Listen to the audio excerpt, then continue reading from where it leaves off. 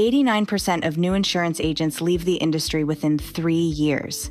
Even among veterans, by year 3, the majority have switched agencies at least once.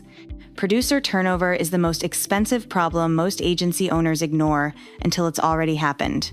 This training is about why your best agents stay, why they leave, and what you control as the owner. Producer retention isn't about buying loyalty. It's about building an environment where the right producers don't want to leave because nothing better exists. Compensation matters, but compensation alone never retained a top producer. The agencies that hold their best people offer something the next agency can't easily replicate. Why this matters financially. When a producing agent leaves, you lose more than a body. You lose the relationships they built, the renewals they shepherded, and often a meaningful chunk of the book they wrote. Replacement costs run high. Recruiting time, onboarding investment, and the months of reduced production while a new producer ramps up.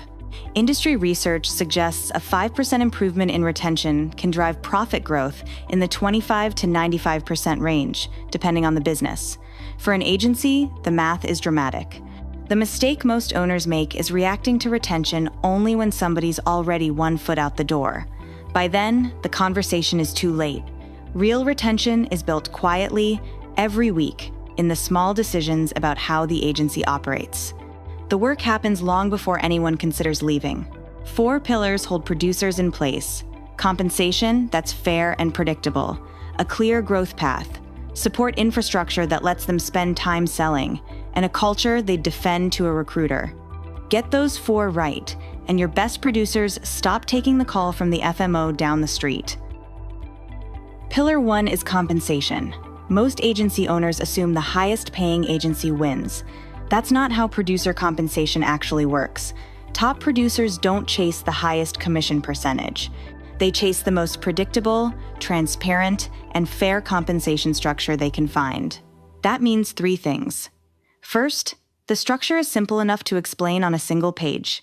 Producers should know exactly what they make, when they make it, and on what. Confusing splits, hidden expenses, or vague bonus rules erode trust faster than any single percentage point ever could. Second, payments arrive on time every time. Late commissions or unexplained chargebacks are quiet exit signals. Third, the structure includes residuals or renewal income, so producers feel they're building equity over time, not just running a transactional business. Beyond the formula, the small things matter. Public recognition for big months, production bonuses that feel achievable, caps that scale with experience and tenure. Producers stay where they feel the math works for them now and gets better as they grow. They leave where the math feels arbitrary or where every conversation about money turns into a negotiation. Pillar 2 is the growth path. Top producers are ambitious by nature. If they can't see what year 3, 5, and 10 look like at your agency, they'll start looking somewhere they can. The growth path means 3 different things for 3 different producers. For the new agent, it's clear development from rookie to consistent producer, training, mentorship, and clear milestones.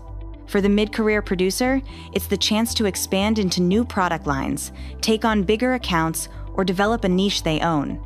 For the top producer, it's a path to leadership, equity, or agency ownership. Maybe a junior producer to mentor. Maybe a book of business they're building toward owning. Maybe a stake in the agency itself. The agencies that lose their best producers are the ones where the growth path quietly capped at year 3 or 4.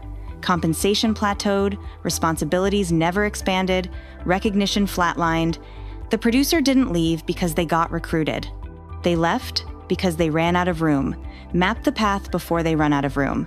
Have explicit conversations about what year 5 looks like, year 10, year 15. Producers who can see a future stay through the present's hard moments. Pillar 3 is support infrastructure. The Liberty Mutual study from a few years back found over half of agents reported feeling overwhelmed and burned out, primarily because they were doing. Real support means giving producers the tools, back office, and team that lets them spend time on the highest leverage activity, which is talking to clients and prospects. A CRM that's actually used, quoting tools that work, a service team for policy changes and claims questions, marketing materials they don't have to design themselves, lead support that supplements their pipeline. The math is simple. If a producer is spending 30% of their week on admin, that's a 30% leak in your highest value asset. Every hour you save them is an hour they can spend selling. Producers who feel supported, stay. Producers buried in admin and left to figure it out alone, start looking for a better setup. Pillar 4 is culture, and most owners underestimate it. Culture isn't ping pong tables and team t-shirts. Culture is how it feels to work at your agency on a Tuesday morning when nothing special is happening. Whether producers feel respected, whether questions get real answers, whether wins get celebrated, and losses get processed without blame. The signals are concrete. Communication is clear and consistent. Decisions get explained, not just announced. Recognition is specific and frequent. The agency has stated values, and those values actually drive decisions, including hard ones. As you scale, culture has to become explicit. A 2-producer agency runs on relationship. A 15-producer agency runs on systems and rituals. Document your values. Build the rituals that reinforce them. Onboard new producers into the culture on purpose. Let's walk through what this looks like in practice. Carla runs a 12-producer Medicare agency in the Pacific Northwest. 5 years ago, her turnover was around 40% annually. 3 or 4 producers a year, replaced, and the cycle repeated. Today, her turnover sits below 10%, and she hasn't lost a top producer in 3 years. Compensation got cleaner. She rewrote her plan onto a single page. Same structure for every producer, clear bonus tiers, renewal income that scaled with tenure. She stopped negotiating individually. The agreement was the same for everybody. That alone removed half the conflict around money. The growth path got named. 4 producer levels, each with explicit production thresholds, compensation bumps, and responsibility expansion. New producers knew what level 2 looked like before they finished their first quarter. Senior producers had a path toward team lead and book partnership. Support infrastructure got built out. A dedicated service coordinator handled policy changes and basic claims questions. The CRM got automation that handled birthdays, anniversaries, and follow-up triggers. Producers got back 6 to 8 hours a week of admin time. Culture got intentional. Monday huddles became a real ritual. Wins got celebrated with specifics. Carla started quarterly one-on-ones, focused entirely on producer development, not numbers. The team built a shared set of values and revisited them annually. 3 years in, the compound effect was transformational. Recruiting got easier because her producers became advocates.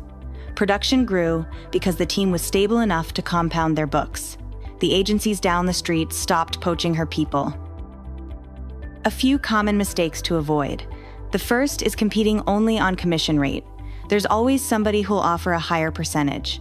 If commission is your only edge, you'll lose every battle once a producer becomes valuable enough to chase. Build the edges that compound: the development, the support, the culture. The second is treating retention as an HR issue. Retention is an owner issue. The way you show up, communicate, recognize, and lead is the biggest variable in whether your best producers stay. Delegating it doesn't work. The third is ignoring the warning signs. Producers rarely quit suddenly. The signals are visible months in advance: disengagement in meetings, drop-off in proactive communication, quiet shifts in attitude. Have the conversation early. The fourth is assuming top producers don't need attention. They need it most. The agents writing the most business are the ones recruiters call hardest. Ignore them and you create the opening a competing agency needs. Here's your action step. This week, do 3 things. Write down your top 3 producers and ask honestly, when was the last real conversation about their future here? Book a one-on-one with each in the next 2 weeks. And block 1 hour to map your producer growth path on paper, level by level. So when a great producer asks what year 5 looks like, you have a real answer. Your best producers are already being recruited. The question isn't whether they're getting calls, it's whether they have any reason to take the next one. Build the agency they wouldn't leave, and most of them won't.